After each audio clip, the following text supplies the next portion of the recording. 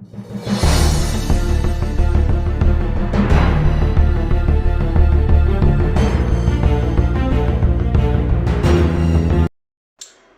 afternoon. Happy Saturday. Keepers of the Cash. Gary B. the Casual Comic Guy here with Savage Saturday Comic Review number episode 56, whatever way you want to say it.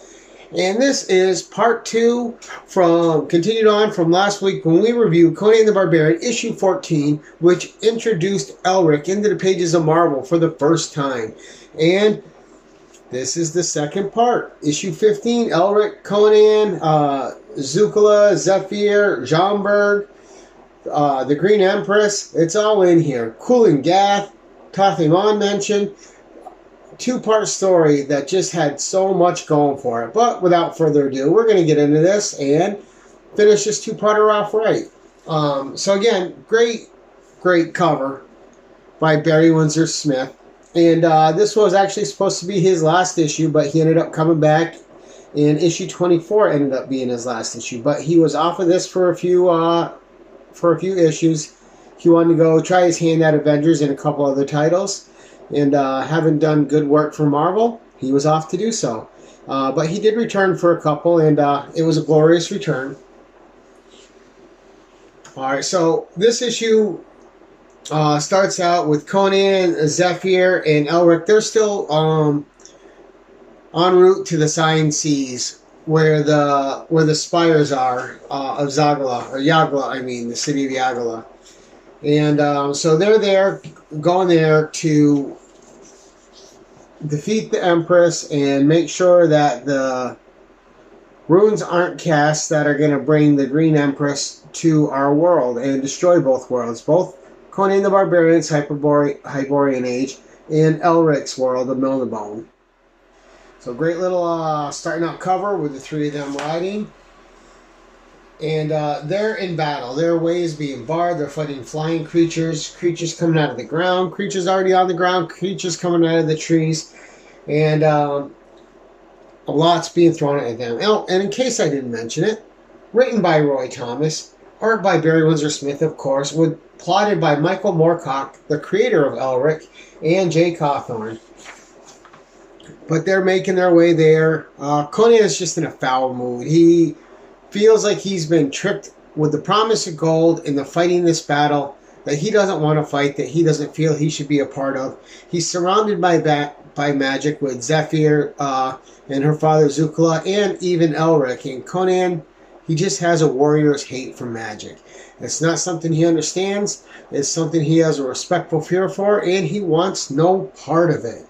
And he's been fighting so long. He's complaining. You know, he's aching from swinging his sword.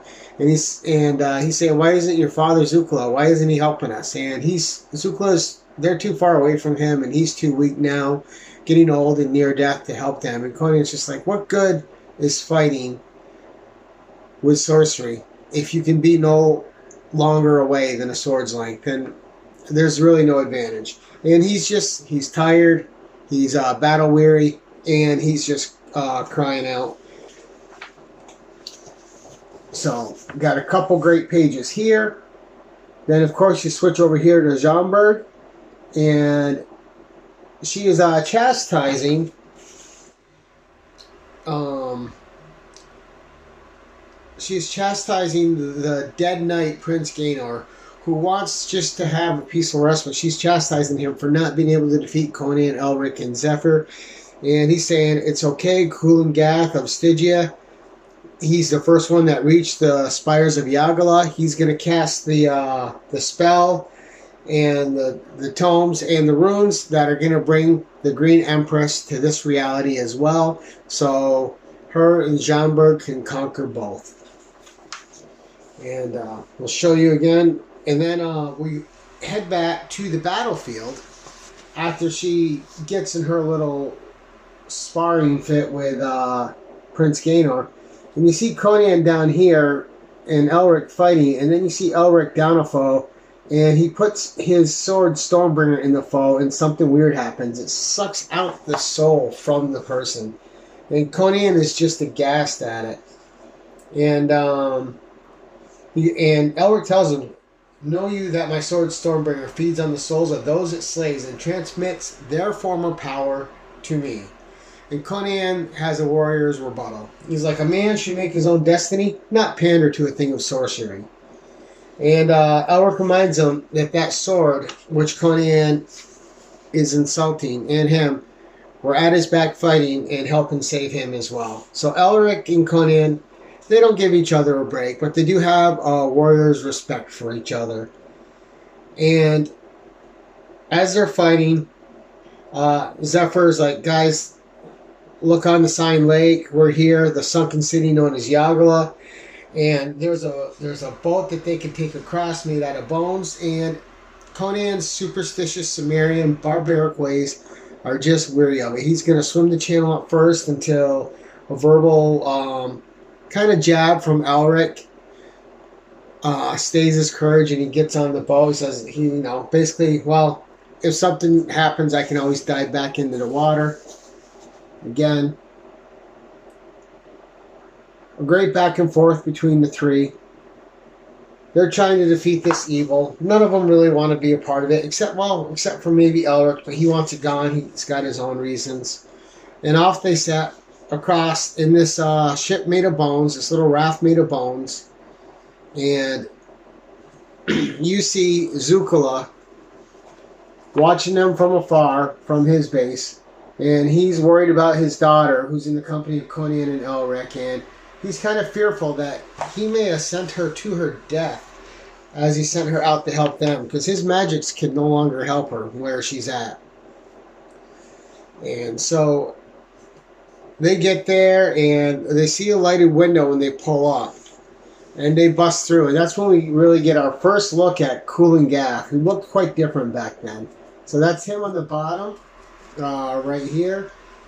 And they bust in on him, and they're trying to stop the runes from being cast. But the sorcery is going wild. There's lots of things that Coolan Gath is throwing at them to keep them busy. And in through this portal, created by Jomberg to help Coolan Gath, comes Prince Gainor. And as him and Elric change barbs, all Gainor's telling him is, I'll gladly meet you steel for steel in battle. Eternal sleep is my reward once I can complete this task. And then we turn to the next page, and you see like a truly crazed Coolan Gath right here. He has completed the spell. So he was successful as they were fighting Prince Gainor. And he knows that what he set out to accomplish, and that's to bring the Green Empress here to Hyboria, has been done. And when you turn the page, just a great entrance from the Green Empress. Not unlike a little She-Hulk looking awesome. Coming in to take over Hyboria. And I don't know why I'm trying to put a P in there today, but she wants Hyboria and Meldaban, and she wants to be the ruler of both, enslave the people of both worlds, and make everybody serve her and her purpose. So once we go back, she is now in the air. She kind of has an omnipotent power. And Elric joins again battle with Prince Gainor and strikes him down. So Prince Gainor finally thinks he's getting the death he deserves, but his presence is just being transported elsewhere. So he is still going to be enslaved to Jomberg. And then over here, you see Coolan Gath make the mistake of thinking that this Green Empress is going to serve him. And she just puts a bolt of energy right through him. And you'll think that that's his death. But if you've been reading the comics long enough, you know Coolan Gath is pretty hard to put down. So now they're in some dire straits. This Green Empress has a field around her which they can't penetrate with either of their magic swords. Remember, in the first part of the story, Conan's sword was enchanted by Zukala to help in the battle, and Elric's is already a magical sword. It's where he draws a lot of his power from. but they can't get through, and things are starting to look a little bit dire for the heroic team here. How are they going to prevent 2 worlds to succumb to this Green Empress? And all of a sudden, Lord Arkan from Elric's world, who is in opposition to who Elric serves, because Elric serves a god of chaos, but Lord Arkan is the complete opposite of the Green Empress. So he's her sworn nemesis, enemy, and he asks Zephyra if he can possess her body to battle this Empress, to prevent her takeover of both worlds. And back at the base, where he's helpless at his house, at his abode, you see Zukala, none too happy about it, because he knows what that means. Because no mere mortal can possess the spirit of Arkan and live. But she gives herself to Arkan instantly, because she knows that's the only way to save both worlds. And so she becomes the vessel. And she is transformed into this being of white fire. And she and the Green Empress engage in battle. Much to the horror of Elric and Conan, they can do nothing but observe at this point. As Zephyra does battle with the Green Empress. And the battle wages here for a few pages. And Arkan, in Zephyra's body, finally is getting the upper hand in the battle. And we'll turn to the next page here. And you see him in Zephyra's body just tear the Green Empress apart. And then once that task is done, he leaves her. You know, he did what he came to do. He saved both worlds, and he's got to leave this body. But when he does, she collapses, and she's dead. So Zukala's daughter has died. This woman that loved Conan as well. I mean, Conan had a respect for her. He didn't love her back, but he wished her no ill. And now she is dead because of this battle brought to his world against his will. And they start saying their final goodbyes, because as the magic's leaving, the water's drying up, the spires are collapsing, and everything is returning to how it was once more. Everything that was of Melnibone's world that was here is now going back. And Elric and Conan have a few parting words that aren't the kindest. They still don't see eye to eye, and Elric's like, I'll be gone, for I fear if I stayed here, our swords would end up clashing against each other till one of us was dead. And he goes, but I hope, he goes, I'll remember you, Barbarian, I think you'll remember me, and he's gone. And you see him traversing the portal to his world, a little bit colorful there, as he makes his way back home.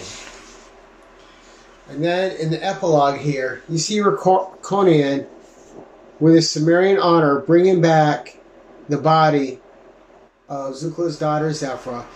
Elric gave his magic cloak to enclose her in to help protect her on the journey there. And Conan brings the daughter back and takes his leave of Zukala. Zukala tried to make a last minute plea, like maybe we could have seen eye to eye and been on the same page. And Conan's like, you're a sorcerer, I'm a warrior. Seeing eye to eye is not something that'll ever happen for our kind. And Zukala knows he's right. But Conan bids him a respectful goodbye. And he goes, I'll drink a toast to both the living and the dead in the first tavern I find. Farewell. And that concludes that two-parter, which was just a whole lot of fun, right? So Michael Moorcock had a good plot. The story really paid good tribute to both Conan and Elric without diminishing either character, and even added the third character, Zephyr, who only appeared in three issues, and was just a really cool presence. It was too bad they couldn't find a way to bring her back again, but a character I really enjoyed. I thought she could have had more potential down the road, but it's okay for a character to serve their purpose, meet their heroic death, and not return, as we see in this. And it has a great conclusion.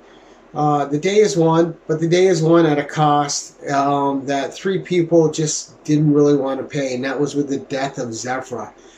But all around, again, I'll probably say it a lot, but an A-plus story, definitely A-plus art with Barry Windsor-Smith, just throwing in so much detail.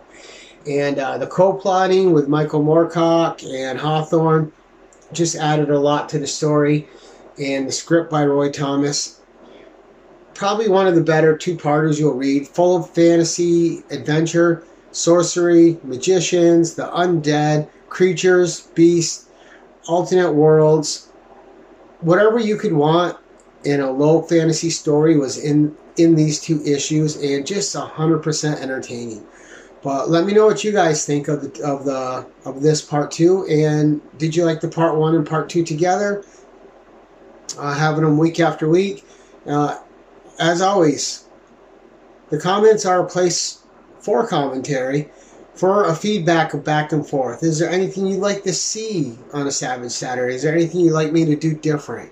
Or are you enjoying the content as I bring it to you? Now, I know I haven't been doing the inserts. I've actually been showing the book. I've been enjoying doing that a little more. I don't mind the editing. I just feel like it's easier for me to relate to you guys and be a bit more personal when I'm thumbing through the pages and talking to you about it, instead of just pointing over here all the time, going and putting pictures up. But let me know what you guys think. I hope you enjoyed it. That's it for Savage Saturday Comic Review, episode 56. And until next time, keep it casual.